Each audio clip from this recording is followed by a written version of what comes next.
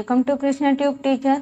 सो guys, इससे पहले वाले वीडियो में हमने डी ब्रॉगली प्रिंसिपल और उसका डेरिवेशन कर लिया था और हमने एक फॉर्मूला निकाला था जो कि डी ब्रॉगली प्रिंसिपल के वेव नेचर और पार्टिकल नेचर को भी एक्सप्लेन करता है। आज हम उसके आगे पढ़ने वाले हैं जिसका नाम है de Broglie wavelength in terms of energy and temperature.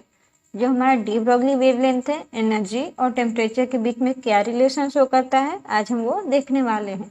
तो चलिए स्टार्ट करते हैं। De Broglie wavelength in terms of energy and temperature. तो अकॉर्डिंग टू डी ब्रॉगली हमने क्या देखा था? अकॉर्डिंग टू डी ब्रॉगली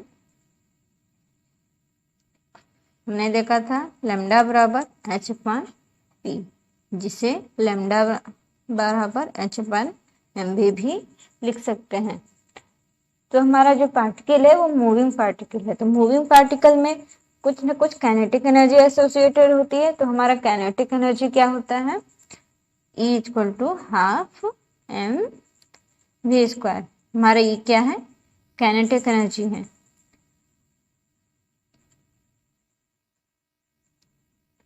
यहाँ से हम देखें तो यहाँ पे हमारा यहाँ एम वी स्क्वायर है, यहाँ पे एम वी है। अगर हम इससे रिप्लेस करना चाहें ई से तो हमारा लैम्डा और एनर्जी के बीच में रिलेशन आ जाएगा। तो हम यहाँ से क्या करते हैं, एम का ऊपर नीचे मल्टीप्लाई कर देते हैं। तो मल्टीप्लाई बाई एम,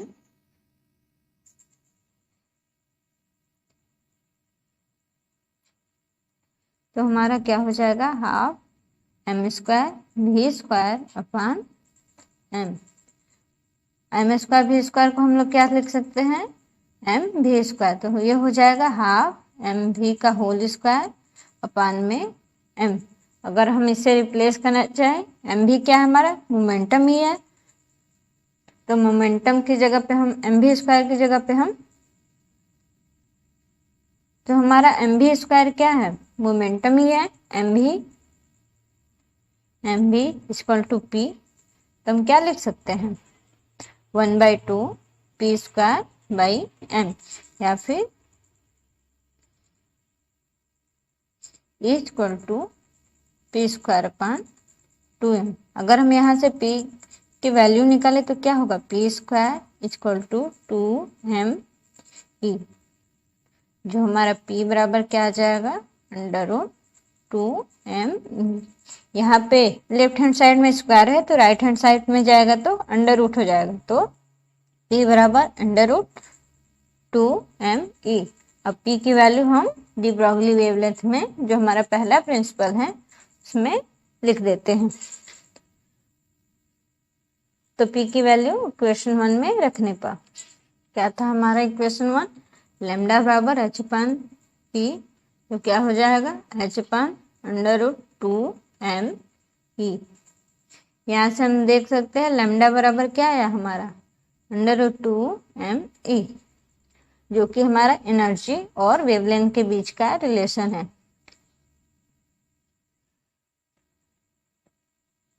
इसे ही relation between energy and wavelength of the particle कहते हैं।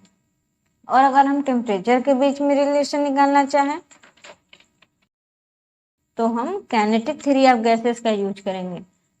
काइनेटिक थ्योरी ऑफ गैसेस में जो हमारा एवरेज काइनेटिक एनर्जी है उससे हम डी ब्रॉगली वेवलेंथ निकालने की कोशिश करेंगे। To kinetic theory of gases,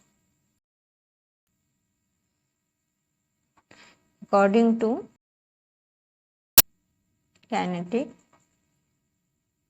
theory of average kinetic energy क्या होता है? इक्वल टू 3/2 के टी। हमारा ये क्या है? Average kinetic energy. Average kinetic energy.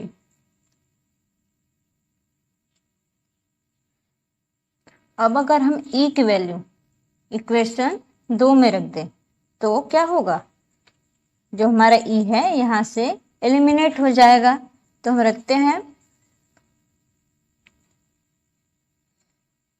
Putting the value of E in equation second. तो रख के देखते हैं। लैम्डा बराबर एच अपन अंडर रूट में 2m है, क्या हो जाएगा एच अपन अंडर रूट में 2m इंटू 3/2 के टी। तो यहाँ से हमारा 2 कैंसिल हो जाएगा और बचेगा क्या हमारा m बचेगा 3 के टी। तो पूरा पूरा लिख देते हैं एच अपन अंडर रूट में 3m के टी। तो लैम्डा बराबर क्या आया एच अपन अंडर रूट 3m के टी। ये हमारा रिलेशन क्या है, relation between temperature and de Broglie wavelength of a particle. तो यहाँ से हम देख सकते हैं जो हमारा टेम्परेचर है और ये एनर्जी दोनों ही वेवलेंथ के इन्वर्सली प्रोपोर्शनल है। यहाँ से कंक्लूजन निकाल सकते हैं।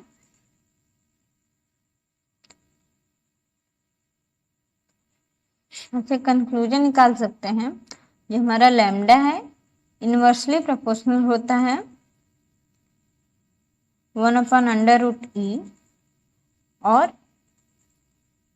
इन्वर्सली प्रोपोर्शनल होता है 1/√T के। जो हमारा लैम्डा E के भी इन्वर्सली प्रोपोर्शनल होता है और T के। ये बहुत ही इंपॉर्टेंट रिलेशन है, इसे याद रखेंगे। इससे भी प्रूफ होता है अगर हमारा एनर्जी डिक्रीज होगी तो लैम्डा इंक्रीज होगा। Lambda increases then energy decreases, क्योंकि लैम्डा इन्वर्सली प्रोपोर्शनल है 1/√E के। और वेवलेंथ और टेम्परेचर एनर्जी को लेकर बहुत सारे रिलेशन पूछते हैं। तो हमारा क्वेश्चन क्या है, calculate the wavelength of thermal neutron at 27 degree Celsius. हमें जो हमारा थर्मल न्यूट्रॉन्स है उसका वेवलेंथ निकालना है 27 डिग्री सेल्सियस पे हमारा जो न्यूट्रॉन्स है उसका वेवलेंथ निकालना है। हमें दिया गया क्या है, मास ऑफ द न्यूट्रॉन और प्लैंक कांस्टेंट, बोल्ट्जमैन कांस्टेंट की वैल्यू दी गई है। तो चलिए स्टार्ट करते हैं सोल्यूशन करना इसका। सोल्यूशन करते हैं इसका। तो सोल्यूशन करने के लिए सबसे पहले जो जो हमें गिवन है उसकी वैल्यू लिख लेते हैं। तो हमें क्या क्या गिवन है, मास ऑफ द न्यूट्रॉन्स यानी कि m गिवन है 1.67 इंटू 10⁻⁻27 kg, सारा SI यूनिट में गिवन है। h भी हमारा दिया है 6.6 गुणा 10⁻⁻34 जूल सेकेंड। हमारा बोल्ट्जमैन कांस्टेंट की वैल्यू दी गई है 1.376 इंटू 10⁻⁻27 जूल पर केल्विन, ये भी केल्विन में है। और हमारा टेम्परेचर दिया हुआ है 27 डिग्री सेल्सियस, ये तो सेल्सियस में है। अगर हमारा ऐसा यूनिट देखें टेम्परेचर का, ऐसा यूनिट, तो टी का हमारा क्या होगा, केल्विन होता है। तो हमें इसे केल्विन में चेंज करना होगा। तो क्या करते हैं, 27 प्लस 273 हम ऐड कर देंगे तो हमारा डिग्री सेल्सियस जो है केल्विन में चेंज हो जाता है। तो हमारा टेम्परेचर क्या होगा 300 केल्विन। और हमसे पूछा क्या है, वेवलेंथ पूछा है हमारा थर्मल न्यूट्रॉन्स का। अब इन सब की वैल्यू को देखकर हमें एक रिलेशन याद आता है। वो कौन सा रिलेशन है जो हमने डिराइव किया था, लैम्डा बराबर एच अपन अंडर रूट में 3m के टी। ये रिलेशन क्या है, टेम्परेचर और वेवलेंथ के बीच में। तो हम ये रिलेशन अप्लाई करके लैम्डा की वैल्यू निकालेंगे। तो वैल्यू लिखते हैं, लैम्डा बराबर प्लैंक कांस्टेंट की वैल्यू दी गई है अपन में √3, मास ऑफ द न्यूट्रॉन्स हमारे दिया है 1.67 टू 10⁻⁻27 kg, बोल्ट्जमैन कांस्टेंट भी दिया गया है हमें, और हमारा टेम्परेचर है 300 केल्विन। इसकी वैल्यू पूरा अगर हम कैलकुलेट करें तो वो आता है 1.452 इंटू 10⁻⁻10 मीटर। ये हमारा मीटर में, ये तो यहाँ पे आंसर हमारा एक हो गया। लेकिन अगर हम इसको रिड्यूस करना चाहें, अगर हम इसको हटाना चाहें तो हम क्या लिख सकते हैं 1.452 एंगस्ट्रॉम, क्योंकि हमारा जो एक एंगस्ट्रॉम होता है 10⁻⁻10 मीटर के बराबर होता है। तो अगर हम इसे लिखना चाहें एंगस्ट्रॉम में तो लैम्डा बराबर 1.452 एंगस्ट्रॉम, ये हमारा आंसर हो जाएगा। इसी तरह हमें टेम्परेचर की वैल्यू बदल बदल के क्वेश्चन पूछ सकता है, या तो वेवलेंथ दिया हो हमसे टेम्परेचर पूछ सकता है, या तो एनर्जी दिया हो और वेवलेंथ पूछ सकता है। तो इस तरह से हम सारे क्वेश्चन का प्रैक्टिस कर लेंगे। सारे क्वेश्चन बस फॉर्मूला बेस्ड आते हैं, इससे आगे कुछ नहीं आता इसमें। तो चलिए अब हम अपना नेक्स्ट टॉपिक पढ़ते हैं, और आज का हमारा अगला और आखिरी टॉपिक है de Broglie wavelength of an electron. जो हमारा इलेक्ट्रॉन है उसका डी ब्रॉगली वेवलेंथ कितना होगा। तो उसके लिए हमें कुछ एज्यूप्शन करना होगा, कुछ हमें मानना होगा कि इलेक्ट्रॉन के लिए हमें क्या क्या चाहिए, उसकी वेवलेंथ हम कैसे निकाल सकते हैं। तो कंसीडर करते हैं सबसे पहले कि हमारा एक इलेक्ट्रॉन है, consider an electron of a charge q and mass m। जो हमारा इलेक्ट्रॉन है उसका चार्ज q है और उसका मास हमें दिया गया है m है। Let v be the velocity of required by the electron when it is accelerated through a potential difference v। जो हमारा इलेक्ट्रॉन है v पोटेंशियल डिफरेंस में एक्सेलरेटेड किया जाता है स्मॉल v वेलोसिटी से। तो क्या होगा, हमारा वर्क डन काइनेटिक एनर्जी के बराबर होगा। मतलब क्या है इसका कि हमारा जो इलेक्ट्रॉन है पोटेंशियल डिफरेंस में जब एक्सेलरेट करेगा, जब उसे फोर्स दिया जाएगा, उसमें हम वर्क डन करेंगे तो वो आगे बढ़ेगा। जब हम वर्क करेंगे तो उस पर फोर्स अप्लाई करेंगे तो वह कुछ एनर्जी से आगे बढ़ेगा। जो उसमें एनर्जी होगी उसे क्या कहेंगे, kinetic energy.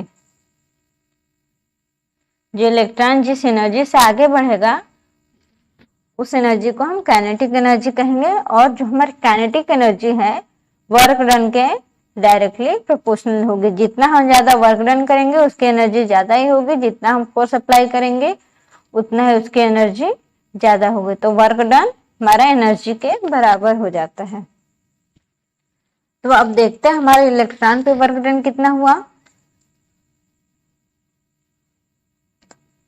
Work done on electron is equal to E into V. E भी ये रिलेशन कहाँ से है, जैसा कि हम जानते हैं वर्क डन बराबर क्या होता है, चार्ज इंटू पोटेंशियल डिफरेंस। ये हमारा चार्ज है, पोटेंशियल डिफरेंस और ये चार्ज। तो हमारे इलेक्ट्रॉन पे चार्ज ई होता है और यहाँ पे पोटेंशियल डिफरेंस भी दिया गया है। तो हमारा ये रिलेशन यहाँ से आया है। इसे क्यू भी या ई भी लिख सकते हैं। यहाँ पर इलेक्ट्रॉन के लिए बात की गई है तो उसका चार्ज ई है, तो हम ई भी लिख सकते हैं। और हमारी काइनेटिक एनर्जी क्या होती है,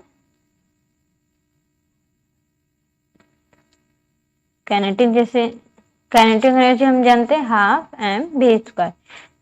ये हमारा स्मॉल वी वेलोसिटी के लिए, क्योंकि काइनेटिक एनर्जी वेलोसिटी के प्रोपोर्शनल होती है। और ये हमारा पोटेंशियल डिफरेंस वाला भी है, इसमें कंफ्यूज नहीं होंगे। तो वर्क डन और काइनेटिक एनर्जी बराबर है, तो हम लिख सकते हैं half M V square equal to E V. Velocity के भी से स्मॉल भी से रिप्रेजेंट कर रहे हैं, तो एम वी स्क्वायर बराबर क्या हो जाएगा 2e वी। अगर भी की वैल्यू निकाले हम 2e वी बाई एम, तो यहाँ पे क्या हो जाएगा, ये लेफ्ट हैंड साइड स्क्वायर है तो राइट हैंड साइड में अंडर रूट बनकर जाएगा। तो v बराबर क्या हो जाएगा under root 2e V by M. यहाँ पर हमारा वेलोसिटी निकल गया। तो लेकिन हमें निकालना क्या है, डी ब्रॉगली वेवलेंथ, हमें वेवलेंथ चाहिए। तो वेवलेंथ निकालने के लिए हम क्या करेंगे, जो हमारा डी ब्रॉगली रिलेशन आया है लैम्डा बराबर एच अपन पी या फिर लैम्डा बराबर एच अपन एम भी, यहाँ से हम भी की वैल्यू रख करके वेवलेंथ की वैल्यू निकालेंगे। तो वेवलेंथ की वैल्यू निकालने के लिए हम क्या करते हैं, डी ब्रॉगली वेवलेंथ इक्वेशन में हम v की वैल्यू पुट करते हैं। तो putting the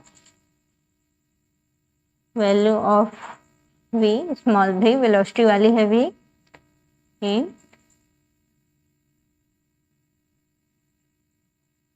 de Broglie equation. तो हम रखते हैं lambda R by H upon M भी। तो v की वैल्यू क्या आई थी,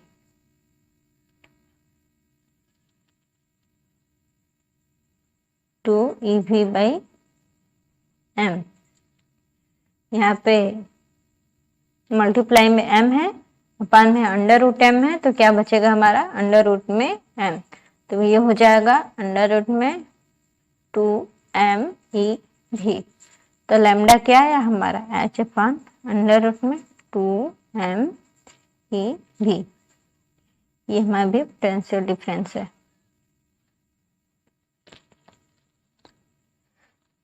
तो ये हमारा वेवलेंथ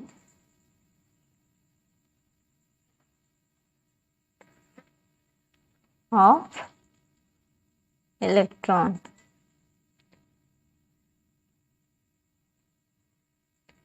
ये हमारा डी ब्रॉगली वेवलेंथ है इलेक्ट्रॉन के लिए। इसमें हम देख सकते हैं कि जो हमारे इलेक्ट्रॉन है उसका मास भी कांस्टेंट होता है और उसका चार्ज भी कांस्टेंट होता है। प्लैंक कांस्टेंट तो ये कांस्टेंट है ही।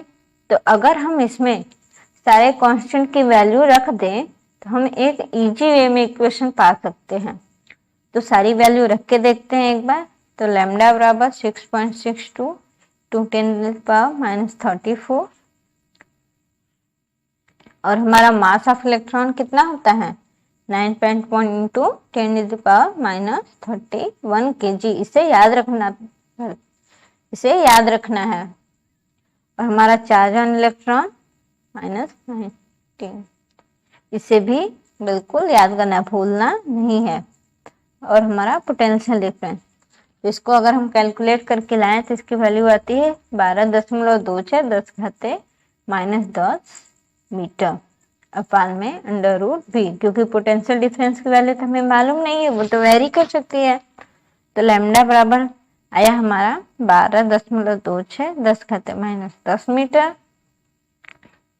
हमारा अंडर रूट में v। यहाँ से भी हम देख सकते हैं कि जो हमारा वेवलेंथ है पोटेंशियल डिफरेंस के भी इनवर्सली प्रोपोर्शनल है। Lambda inversely proportional to under root of potential difference.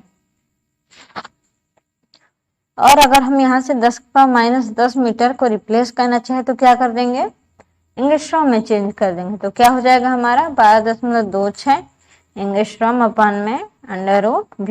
ये हमारा लैम्डा का सबसे इजी वे में रिलेशन है इलेक्ट्रॉन के लिए डी ब्रॉगली वेवलेंथ। अगर एग्जाम में पूछता है हमें तो हम इस रिलेशन से डायरेक्ट निकाल सकते हैं, क्योंकि पोटेंशियल डिफरेंस की वैल्यू वेरी करेगी। तो उसकी वैल्यू रखकर हम डायरेक्ट कांस्टेंट की वैल्यू लिख देंगे और वेवलेंथ निकाल लेंगे। नहीं तो हम ये वाला इक्वेशन याद रखेंगे जो है लैम्डा बराबर h upon under root 2m/e_v। ये इक्वेशन थोड़ा इजी है, ये इक्वेशन थोड़ा इजी होता है क्योंकि इसमें सारे कांस्टेंट तो रख दिए गए हैं और कैलकुलेशन भी हो गया है। इसमें हमें कैलकुलेशन भी करना होगा, ऊपर से इसकी वैल्यू भी याद करनी होगी। तो इजी वे में हम इस रिलेशन को याद रखते हैं। और ये यूनिट, हमारे यूनिट को कभी भूलना नहीं है, हमेशा यूनिट को साथ लेके चलेंगे। और ये था हमारा de Broglie wavelength, energy, temperature और इलेक्ट्रॉन के टर्म में। आई होप ये वीडियो आपको समझ में आया होगा। Thank you so much for watching.